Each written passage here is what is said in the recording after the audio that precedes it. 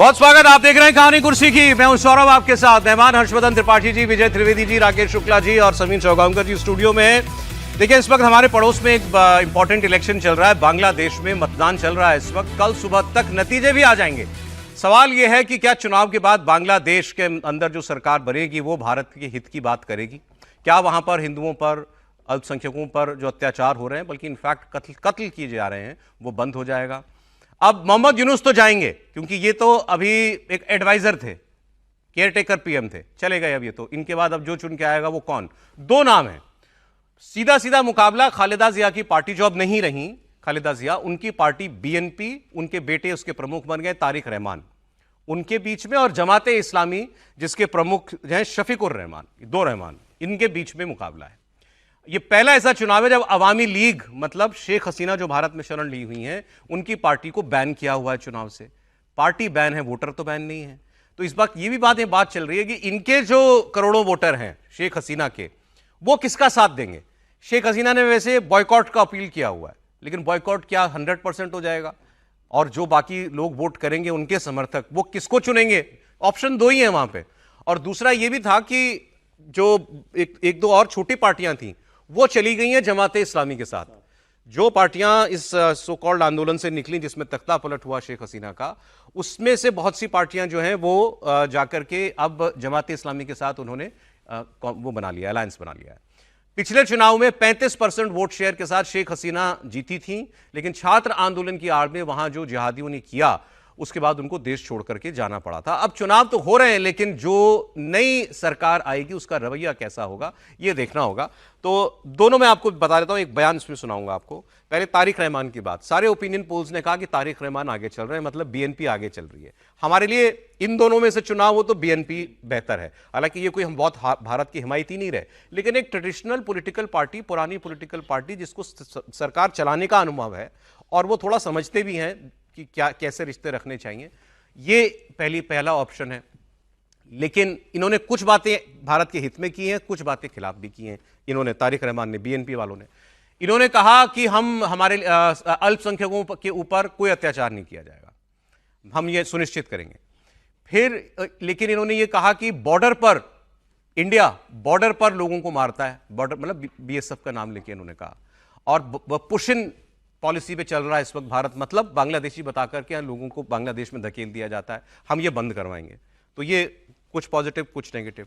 दूसरी ओर जो नेगेटिव है, जमाते इस्लामी जो पूरी तरीके से जिहादी तत्व हैं, उन्होंने जो अभी इंटरव्यू दिया अभी लास्ट कल ही, उसमें इन्होंने बड़ी अच्छी बातें की।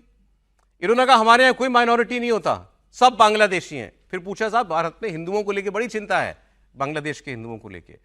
उन्होंने कहा कोई माइनॉरिटी नहीं है हमारे यहाँ, हिंदू और मुसलमान सब बराबर हैं, सारे धर्म हमारे लिए बराबर है, और धर्म की बिना पर तो हम माइनॉरिटी मानते ही नहीं किसी को, सब हमारे लिए बांग्लादेशी है।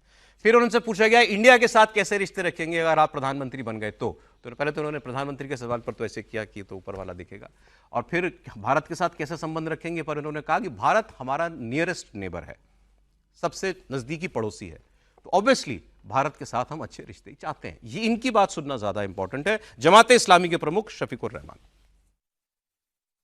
On that note, there is no second class citizen. Sir, all there of is us. no second class Yes, citizen. all of us. Sir, once the election commission said this is the historical We have election. no doubt India is my nearest neighbor. It will be our priority.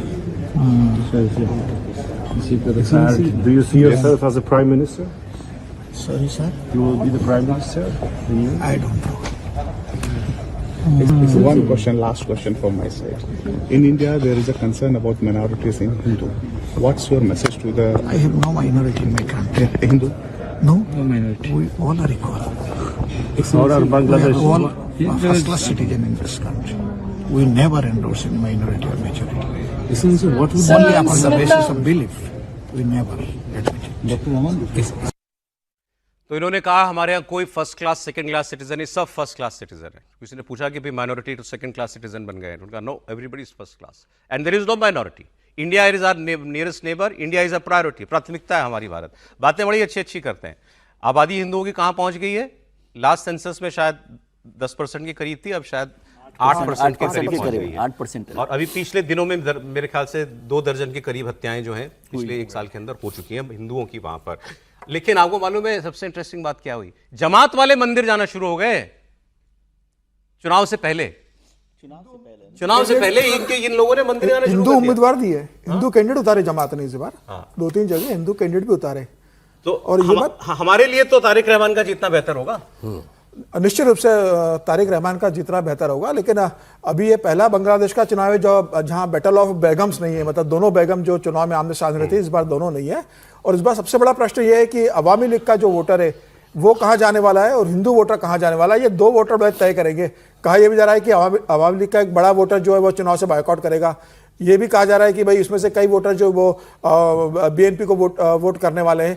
लेकिन दूसरे तरीका, BNP ताकतवर जरूर नजर आ रही है, लेकिन जमात इस्लामी को मोहम्मद यूनुस का समर्थन प्राप्त है, वहां पर सेना का समर्थन प्राप्त है। तो ये कहा जा रहा है कि भाई सरकार ऐसा वहां पर चुनाव में धांधली करेगी कि बीएनपी अपने दम पे सरकार न बना पाए, गठबंधन की सरकार बने और ऐसे में जमात इस्लामी पावरफुल कंडीशन के अंदर आए और वह सरकार के अंदर शामिल हो। मैं एक एक्स-सीआईए ऑफिसर का सर इंटरव्यू सुन रहा था अभी परसों का।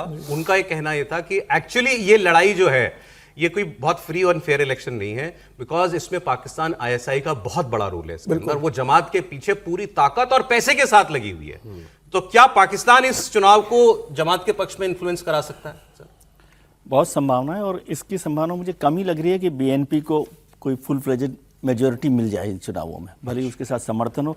दूसरे जो 2 कन्फ्यूजन है, हिंदू वोटर करीब 1 करोड़ है वहाँ पर, वो किसको वोट देंगे? क्या वो अवामी के साथ जाएंगे? क्योंकि ज़्यादातर अभी तक शेख हसीना के साथ। अब वो जमात को तो नहीं देने वाले कम से कम। जमात को तो नहीं देने वाले, लेकिन क्या वो उनके साथ जाएंगे? नहीं जाएंगे। और चुनाव में ये सब बात करना कि जो रहमान साहब जमात वाले कह रहे हैं कि हिंदू कोई माइनॉरिटी में नहीं है और हमारे यहाँ कोई माइनॉरिटी नहीं है, फर्स्ट क्लास सिटीजन्स हैं, मंदिर में भी जाना, मंदिर में यहाँ पर भी जाते हैं बहुत सारे लोग चुनाव में। तो इसलिए चुनाव को वो मत देखे। और दूसरी बात, पाकिस्तान का जब संविधान बना और जो नवंबर 1947 का कॉन्स्टिट्यूएंट असेंबली का जिन्ना का जो भाषण है, उसमें तो उन्होंने कहा कि हम सेकुलर कंट्री बनाएंगे। ये सेकुलर कंट्री है, तो देख लिया आपने सेकुलर कंट्री कैसा है। इस्लामिक रिपब्लिक ऑफ बांग्लादेश है। हाँ, तो ये तो इस्लामिक रिपब्लिक ऑफ बांग्लादेश है। तो यहाँ पर लेकिन फिर भी अवामी लीग आए, ये भारत के लिए। आप इसको जरूरी नहीं मानते कि बीएनपी जीत जाएगी? नहीं सर, एक इंपॉर्टेंट लाइन है। अली रियाज वहां पर जो संविधान सभा के आयोग के अध्यक्ष है जो अभी बांग्लादेश के, वो अमेरिका में रहते हैं, उनका कल बहुत महत्वपूर्ण बयान आया। उन्होंने कहा है कि ये जो सांसद चुने जाएंगे सरकार नहीं बनाएंगे, ये संविधान सभा के सदस्य होंगे, क्योंकि इस समय रेफरेंडम भी चल रहा है, के लिए वोटिंग हो रही है। तो बोले अगर हाँ में मतदान ज्यादा आता है तो जो सांसद चुने जाएंगे ये संविधान सभा में कन्वर्ट हो जाएंगे, नया संविधान बांग्लादेश का बनेगा, उसके बाद फिर चुनाव होंगे। तो मुझे लग रहा है कि जिस तरीके से उनका बयान आया, नहीं बोला उन्होंने कि ये कोई जरूरी नहीं कि सरकारी बनेगी, ये हो सकता है कि मोहम्मद यूनुस कंटिन्यू करे और सांसद संविधान सभा में कन्वर्ट हो जाए, वो नया संविधान बनाए, फिर नए चुनाव हो और फिर वो सरकार सत्ता में आए। इतना तो मैंने सुना था, वो जो रेफरेंडम हो रहा है उसमें बहुत सारे क्लॉजेज हैं, तो संविधान सभा बन रही है ना सर। प्राइम मिनिस्टर की पावर्स कम कर दी गई। आज या 2 वोट डलेंगे, हर आदमी 2 वोट डालेगा के लिए। एक चुनाव में सरकार के लिए, दूसरा रेफरेंडम कि क्या प्राइम मिनिस्टर की पावर कम कर दी जाए, राष्ट्रपति की पावर बढ़ा दी जाए। और एक जैसे अमेरिका में लिमिट है ना कि राष्ट्रपति 2 बार से ज्यादा नहीं, ऐसे यहां भी लिमिट लगा दी गई है, शायद 3 बार की या 2 बार की लगा दी गई है। इससे ज्यादा एक व्यक्ति प्रधानमंत्री नहीं बन सकता। लेकिन ये सारी खबर हम यहीं बांग्लादेश से कर रहे हैं, वाशिंगटन से नहीं कर रहे। समझा नहीं बात आपकी? बांग्लादेश में किसकी सरकार बनेगी ये तो वाशिंगटन तय करेगा। आपको कुछ बोलना है इस पर? नहीं, मैं तो सिर्फ यही कह रहा हूं कि देखिए शफीकुर रहमान जो कह रहे हैं वो क्या शब्द होता है सर, लेटर एंड स्पिरिट, क्या अंग्रेजी में बोलते हैं? यही बोलते हैं सर, मेरी अंग्रेजी क्योंकि ठीक नहीं तो पक्का कर लेता हूं। ये वही कह रहे हैं, एक भी माइनॉरिटी बचेगा नहीं अगर ये आ गए तो, सिर्फ फर्स्ट क्लास सिटीजन बचेगा। इसको आप बहुत स्पष्टता समझिए, भ्रम मत रखिए। उन्होंने कहा कोई सेकंड क्लास होगा ही नहीं। अभी तो आप शेख मुजीबुर रहमान तक को बर्दाश्त नहीं कर पाए भाई, पता नहीं कैसे, मतलब किस बेहयाई से वो बोल रहे हैं। शेख मुजीबुर रहमान को बर्दाश्त नहीं कर पाए, बांग्ला संगीत को बर्दाश्त नहीं कर पाए, बांग्लादेश के इतिहास को बर्दाश्त नहीं कर पाए। उसके बाद आप कह रहे हैं कि नहीं हमारे यहां सब फर्स्ट क्लास सिटीजन होंगे। इसका सीधा सा मतलब होगा रेडिकल इस्लाम के अलावा किसी की कोई जगह नए बांग्लादेश में नहीं होगी अगर जमात जीत गई। चलिए सब उम्मीद करें कि जमात हारे और बीएनपी जीते, तारिक रहमान प्रधानमंत्री बन जाए। आगे बढ़े सर, कुछ आपको पाकिस्तान के बयान सुनाता हूं। एक कल से बहुत वायरल चल रहा है, उसका जिक्र सर ने कल कर दिया था, वो मैं बयान नहीं सुना पाया था कल, अभी सुना देता हूं आपको। कि अभी सर ने कहा अमेरिका डिसाइड करेगा इस इलेक्शन को भी, शेख हसीना का जाना, मोहम्मद यूनुस का आना, ये भी इसमें भी अमेरिका का बहुत बड़ा हैंड था। पाकिस्तान वाले तो खुल के कह रहे हैं कि अमेरिका का ही हाथ नहीं, उनके यहाँ तो पूरा अमेरिका का हाथ पैर सर सब होता है कुछ भी करने में। कल हमने आपको बयान दिखाया था, उनके जनरल ने कहा था हमारा तो आर्मी चीफ अमेरिका लगाता है। अब जो है उनके रक्षा मंत्री हैं, उन्होंने बयान दिया कि हमें तो टिश्यू पेपर नहीं, टॉयलेट पेपर की तरह इस्तेमाल करके फेंका अमेरिका ने, और फिर भी हम नहीं सीखे, हम अभी भी उन्हीं की चमचागिरी कर रहे हैं। अब ये सिटिंग रक्षा मंत्री है भाई, वो कह रहा है तो किसको कह रहे हो आप? अच्छा एक बात मैं इनके समर्थन में कहूंगा, ख्वाजा आसिफ के, ये विदेशी दौरों पे नहीं जाते, या इनको ले जाता नहीं आसिफ मुनीर, जाते तीन ही लोग हैं, आसिफ मुनीर, शहबाज शरीफ और इनका विदेश मंत्री, ये नहीं जाते। तो शायद इनको यही चिड़े कि मुझे नहीं ले जाते, तो मैं तो ये खुल के कह रहे हैं कि जाओ तुम जाओ, बूटे चमकाओ जाके उनके, करोगे यही? बोल आते हैं ना पठान। सुनो एक मिनट, सुनते हैं एक मिनट सर। मैं अभी अपने फोन पे जो है यूनाइटेड नेशंस में तकरीर की हुई है हिलरी क्लिंटन, उसने सब कुछ बयान किया हुआ है, वो एक पे चलाएं इसके ऊपर कि किस तरह पाकिस्तान को उन्होंने इस्तेमाल किया। लैंडमार्क तकरीर है उसकी, और वो किस तरह एक टिश्यू पेपर की तरह, टिश्यू पेपर तो फिर भी टॉयलेट पेपर की तरह हमें छोड़ गई यहां पे।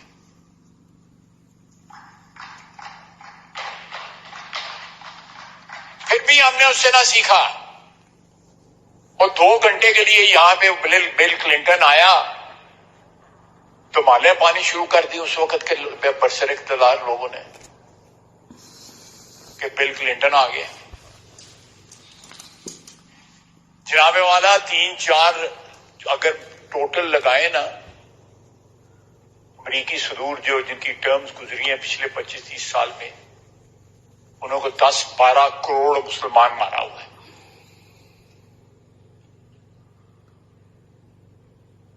उन्होंने कजाफी के बेटे को भी नहीं छोड़ा।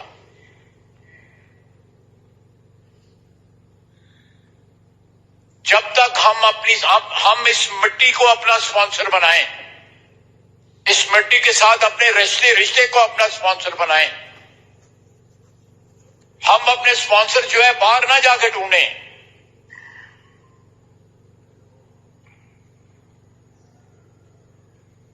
वो अरबी में अब मैंने सुना ये बयान सर, मुझे लगा ये कोई अर्मीनिया की या अजरबैजान की पार्लियामेंट में बोल रहे थे क्या? यही लोग तो स्पॉन्सर ढूंढते फिर रहे हैं ट्रंप में। मैं सौरभ भाई कल ही तो बोला था कि उन्होंने जो तुलना की पाकिस्तान की, वो तुलना बड़ी, मतलब कहना चाहिए कि बड़ी आश्चर्यजनक तुलना पार्लियामेंट के अंदर।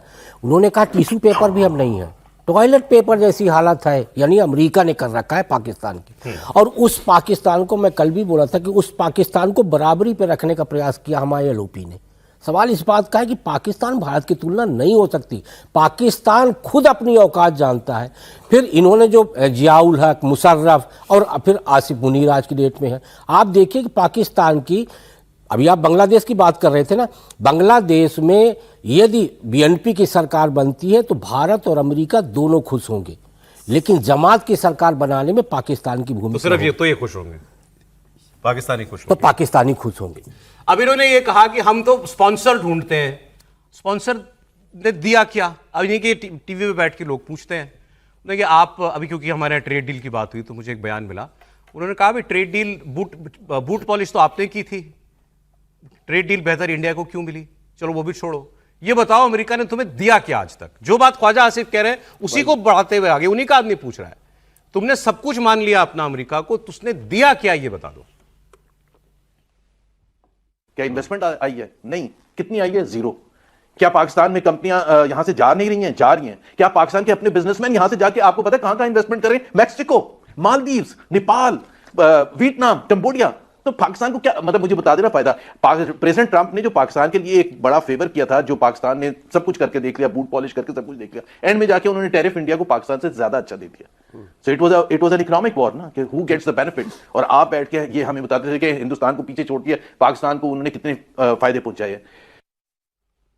क्लियर? पाकिस्तानी बोल रहा है कि आप, ये तो इकोनॉमिक वॉर थी, आपने कहा हम जीत गए थोड़े महीनों के लिए, जब भारत पर 50% लगा तो वो 18 पे आ गया, आप 19 पे रह गए। हालत देखती जानते हैं पाकिस्तान की, पाकिस्तानी बता रहे हैं 25 करोड़ आपकी आबादी है, 1 करोड़ आदमी के पास कह रहे हैं, ये खुद ही कह रहे हैं, खाने को नहीं है, खाने का एक टाइम का उसके पास कोई सरमाया नहीं है। और 2.5 करोड़ लोग बिलो पॉवर्टी लाइन, अभी इस सरकार के अंदर वो जा चुके हैं। 2.5 करोड़ लोग, हमारे यहां 25 करोड़ लोग बीपीएल के ऊपर आए, वो कह रहे हैं हमारे 2.5 करोड़ लोग नीचे चले गए बीपीएल के। अभी 1 करोड़ लोग खाना नहीं खा सकते अगर उनकी कोई मदद नहीं करे। और इसके अलावा कि पाकिस्तान के अंदर जो ग्रोथ रेट है, ये एक टाइम पर ये 4-5% पर पहुंच गए थे, अब ये 2.5-3% पे आ गई जीडीपी इनकी। ये रिवर्स में चल रहे हैं। वर्ल्ड बैंक की रिपोर्ट आई है, 15 दिन हो गए जंग से पहले। 1 करोड़ पाकिस्तानी हैं जिनके पास खाने के लिए फूड नहीं है। अच्छा, they are surviving for food के लिए, वो ना उसके पास पैसे हैं ना उनके पास खाना है। अच्छा, वो तो कैद साली का शिकार है। कैद साल है, 1 करोड़ लोग। 1 करोड़ लोग। और जो 2-2.5 साल में इन्फ्लेशन हुई है ना, उसकी वजह से वर्ल्ड बैंक कहता है कि 2.5 करोड़ लोग जो है ना खतरे गुर्बत से नीचे आ गए, मजीद चले गए। जी जी, वो एक टाइम खाना खाते हैं। सही। और ये जो 1 करोड़ में कह रहा हूँ, वो एक टाइम के लिए भी उनके पास खाने को नहीं है। अरे त्रिपाठी जी, ऐसा नहीं है कि हम बहुत अच्छे हालात से गुजरे हैं। हमारे यहाँ भी गरीबी जो थी अब अभी भी खत्म हो गई गरीबी, ऐसा नहीं है। बहुत से लोगों की हैंड होल्डिंग सरकार करती है और करनी पड़ रही है, लेकिन ऐसे हालात तो हमारे यहाँ बहुत पहले खत्म हो गए। नहीं, एक तो ऐसे हालात हमारे यहाँ पहले खत्म हो गए। दूसरा ये है कि हमारी कोई भी सरकार, उसका फोकस अपना देश था, यानी इसमें कोई मतलब इफ बट नहीं होना चाहिए। ठीक है, वो इस पर हम बहस कर सकते हैं कि किसके समय में कितने लोग गरीबी से ऊपर आए, किस सरकार की पॉलिसी क्या थी, कौन सोशलिज्म, कौन कैपिटलिज्म, कौन अपनी नई पॉलिसी, वो सब हो। लेकिन पहली सरकार से लेकर जवाहरलाल नेहरू से लेकर नरेंद्र मोदी तक हर सरकार ये चाहती थी कि हमारे देश के हालात बेहतर हो। पाकिस्तान में क्या है, पहली सरकार, खैर सरकार भी क्या कहें, पहला जो भी आप कह लीजिए हुक्मरान, क्योंकि तानाशाह और सबको मिला के कहना पड़ेगा, पहले हुक्मरान से लेकर आज तक उनका एक ही फोकस है, कितने आतंकवादी पैदा कर दो, कितने लोगों को लड़ने के लिए भेज दो, कितने लोगों को बम से उड़वा दो, कहां कहां के हम ठेकेदारी पे, जिसको हम बार बार कहते हैं ना कि पेटी कॉन्ट्रैक्टरशिप लेके जाके गोली मरवा दो। इसके अलावा पाकिस्तान ने कुछ किया नहीं। तो उनकी जो गुर्बत है, उसमें जो उनके दिमाग में कहीं, और जिसको बार बार हम लोग कहते हैं द के फैक्टर, वो बहुत हावी रहता है। और दूसरा, उनको लगता है कि हम जिस नाम पर अलग हुए, यानी इस्लाम के नाम पर, उसके अलावा कोई और रास्ता नहीं, और वही उनको दूसरी तरफ ले। उसकी बात भी आगे खुद ही पोल खोलेंगे अपनी। अभी आप जरा सोचेगा, सरकार जो होती है, मतलब मैं हैरान हूं कि चलो शहबाज शरीफ कितने इंटेलिजेंट आदमी होगा मुझे नहीं पता, भाई आसपास आदमी लोग रखते हैं, पॉलिसी बनाने वाले लोग होते हैं। जैसे हमारे यहाँ ब्यूरोक्रेसी है, इनके यहाँ भी ब्यूरोक्रेसी। जैसे सौरभ जी ये मतलब पूरा विजुअल खुल जाए, ऐसा दृश्य तो अब हमारे किसी इलाके में नहीं दिखता है। इसमें मतलब क्या दिख रहा है आपको? इनके यहाँ सड़कें नहीं है, सड़क है तो आपको डामर वाली रोड नहीं दिखेगी। आप जो हम लोग बात कर रहे थे बलूचिस्तान की, हम बात कर रहे थे ना, टैंक वहां घूम रहा, कुछ ही नहीं है इनके मेन इलाकों में नहीं है। और अभी तो वो आया ना, वो लाहौर का बसंत पंचमी पे पतंगे उड़ रही थी, तो है तो मूल रूप से तो हिंदू ही इलाका है, तो वो बसंत पंचमी हिंदू वाला जो पद्धति है, फतवे जारी हो गए। और क्या हुआ, पूरा इलाका दिख रहा है कि जैसे बहुत कोई पुराना एकदम लाहौर का यह हाल है। तो पाकिस्तान कुल मिला के गुर्बत और जाहिलियत में डूबा हुआ मुल्क है। बस आतंकवादी पैदा करता है, धमाका करता है, उड़ जाता है, इससे आगे उसकी कहानी नहीं। अच्छा, आपने बाकी जाहिलियत वाली बात में बता देता हूं एक बात। मैं कह रहा था सरकार कैसे चलाते हैं यहाँ पे लोग। हमारे आपको मालूम है सोलर पॉलिसी बनी कि घरों पे लोग सोलर पैनल लगाएं और उससे बिजली वो पैदा करें। जितनी आप यूज करोगे उसमें से आपकी माइनस हो जाएगी, और जो एक्स्ट्रा होगी वो आप बेच सकते हो सरकार को।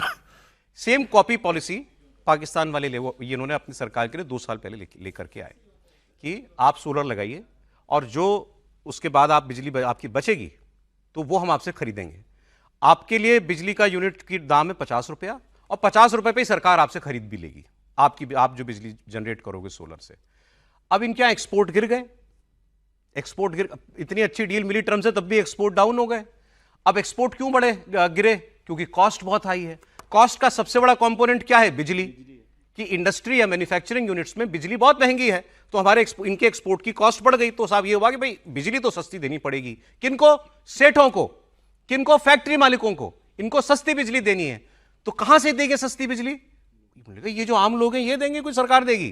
तो जो अपनी बनाई पॉलिसी रिवर्स करी कि यार नहीं, आपका यूनिट 50 रुपए में नहीं, हम 10 रुपए में खरीदेंगे। और 200 से लेके 650 रुपए एक्स्ट्रा हर आम आदमी के घर का बिल बढ़ा दिया बिजली का, कि ये पैसा आपका हम फैक्ट्री ओनर्स को देंगे ताकि उनके प्रोडक्ट की कॉस्ट कम हो सके।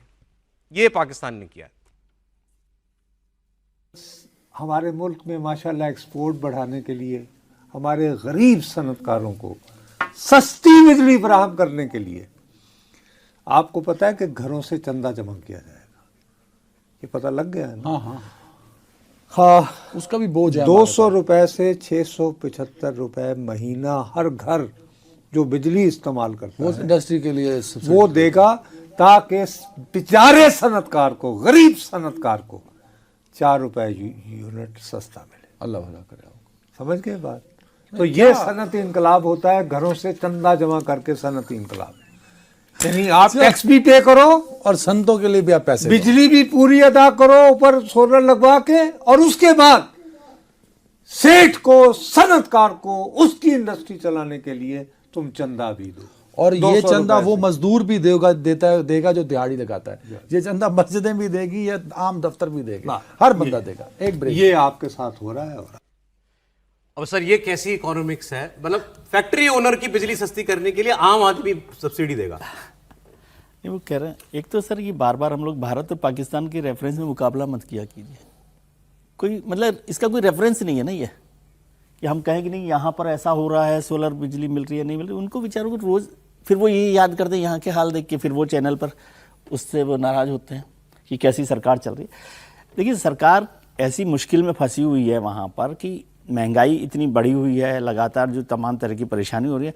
उनके पास एक लॉजिक हो सकता है कि भाई कारोबारियों को देंगे तो महंगाई कम होगी, क्योंकि कारोबारी का प्रोडक्शन जो महंगा होता है, रेवेन्यू बढ़ेगा, तो वो सारी बात चल रही है। लेकिन वहाँ आम जो आदमी है, आवाम जो है, वो बहुत मुश्किल में है, बहुत गुर्बत में है। गरीबी वहाँ पे बढ़ रही है, बीपीएल बढ़ रहा है, और जीना ही मुश्किल हो गया। और एक तो माहौल जिस तरह का बनता जा रहा है वहाँ पर, आतंक को लेकर, बलूचिस्तान को लेकर और तमाम तरीक़ों की चीज़ों को लेकर, तो पाकिस्तान बहुत मुश्किल हालात में गुजर रहा है। और अब उनको समझ में भी नहीं आ रहा कि क्या करें क्या ना करें। जो आप बात करते रहते हैं कि भाई पाकिस्तान को लेकर, वो रक्षा मंत्री जी जिस तरह से बात कर रहे हैं, हाँ, और मुझे उस पर और हैरानी हुई, जो हर्षवर्धन जी भी कह रहे थे कि जिस बात पे शेम होना चाहिए वहाँ पे वो टेबल तालियां बज रही थी।